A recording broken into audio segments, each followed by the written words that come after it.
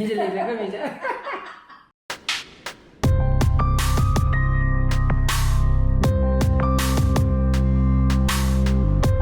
morning guys, welcome back to my channel. I am my very Kali. Ngerangi sing hapa lagi Milton da hapa do. Ing did asus saat itu kok saram deh. Aduh ing lerem ya kok manung do. Aduh kau ingat sih sana babuti satre. Mari tu mau balik. Aduh saat kena babuti tahu ya kok. Secara lera.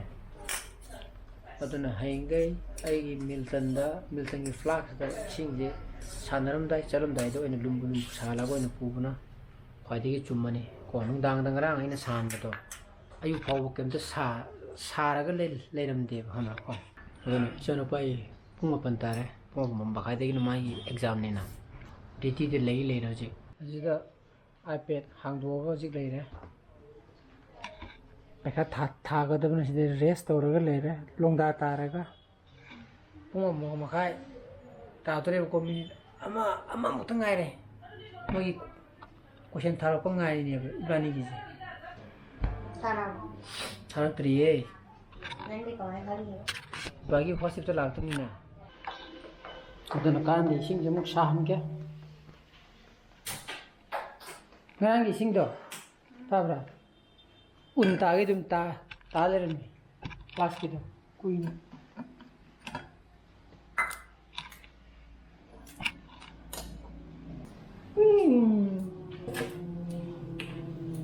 살라가 뭐 합선 게?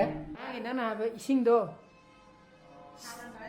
사람들 뿌잉 잉래메 어느 놈이 너무 따이나게 하라 봐. 마기 죽음 벌이 그러나. 어떻게 아니 그냥 뭐뭐 사람의 욕도 보자로 하면 되네. 사람이 좀 속이를 그게. 나와 애매 시. 아주 뽕 따인 뒤디 그 뒤디 사도 만데 되게. 또 어두네 봐. 그 마기 페브라이트 저기 통. 사실은 nga 타보라. Good. nga ya betah ba. Oh, nang ya. 저거도. 나이도 하오이니. 그가 뚜이뚜이네 야지. 내릴게.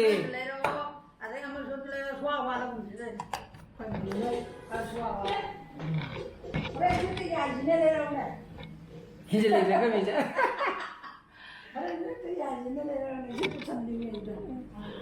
이제 이제 하는 레이도 모두 하는 싸기 되고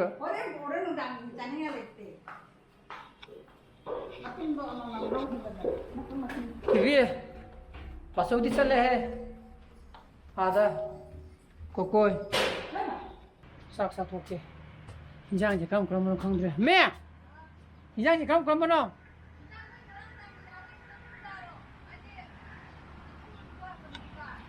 हमने इमिलो ज्ञान ताती साक साक बोलरा यौकी सोगी थोंदुगा ngai na thonduga nang sa tu ngam tora ngamuya 아, 또 별로 짰어. 마카로 해고. 지금 아니 마카이 다래 보고. 이로 많이 타고 그래. 어쨌든 나타나 줘 이로 자다 봐 야더라고. 어쩌리 보고. 남실로 पकाने लोगों के तो फर्क ताए बोको फर्क ताए में इधर तो ना तो मैं हिचीन भी कॉपी तो कुनी ना तो ना किसी ज्ञान तार पकांदा ऐसा खाता जे क्लास नहीं दे 11 12 का तो ना 12 कीजिए ऐसे पॉपन सेम को तो मतलब वाली मागी नोट्स को वो तो सेम में ना मोई से किया तो थागल लिखा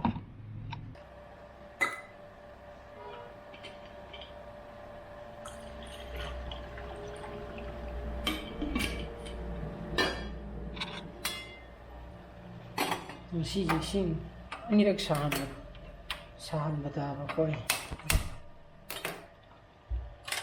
신의 잎이 호라사게 잎이네 저는 빠가 사게 먹고 이렇게 소리 그시가 산두이지 나도 좀 많이 가서 생게 또래 아주는데 이제 걔는 미신이 이제는 뭐 시제 섹션 없다고 하고 Yan handle si kuli mo po sa ako dali po ay di. Under control na yun. Hindi siya yung usapan.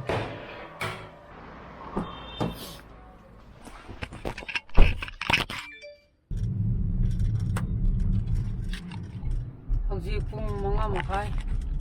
Tasangre. Ay nupilogyan na ichapiri maze. Adi ma thawal mo khara chalu habne mo ko. Thaba khara chalu habne to ma je kwakaten da yum da lei haba. Aidi sok maya ga ora baga ibo legi da budo kwakaten ibo ki. Adi sok tu mo chakko manga taba. Adi sum thawak lei ram kane ba ko. Aduna ai tolo biru ke ngai de gi jo ichanu pa ga dari para ga lei re mai da yang ka tueba. Adu ga je na to ju ka ga mai ka ga cerame ka ga chen ba hora ma ne. Oji kitang phara koi ta ta we. Ga ga ju sil la wa di ben ti me.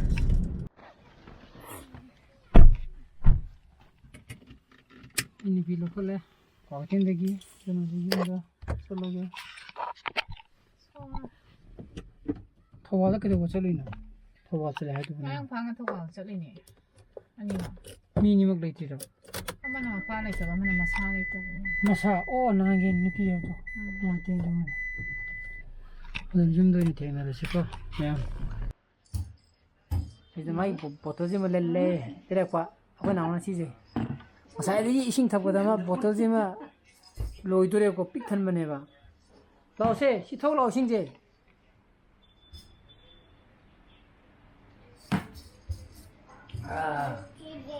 Kare nay mo dulai je ya to ku di je ora ba ba to di silai je budo ning di lai ta budo hang du ba hitre nga mo ji anga ma hitre ji ba so hang du ke je ba so hang du ke je kas kal le ji dia Pacu buta kali nang di kamai tu ba. Semua tu biar Coca-Cola apa dia apa ina hau ni dah. Bapa tu Coca-Cola ina happy oi. Botol tu ni. Labung lah. So, harus so. Betul ni jangan lupa ka angka portion kerap wali bukan. Saya jadi like tu pun ni. Betul ni betul. Tok tiga. Betul ni betul tok tiga. Bye bye. Hoji pung terem khai tara chana pa lai ta pol were ko ma de hi me so krina duna ko chaksari ida cha to chana pa yo ko khak ngai re ba aduna ko iding asi nga ai matu masam sa taw ko thong ne chile iding ngai ka aduna khai si ji ma di ai bu di akha bu di sa de ngai kha de Belum besar ya.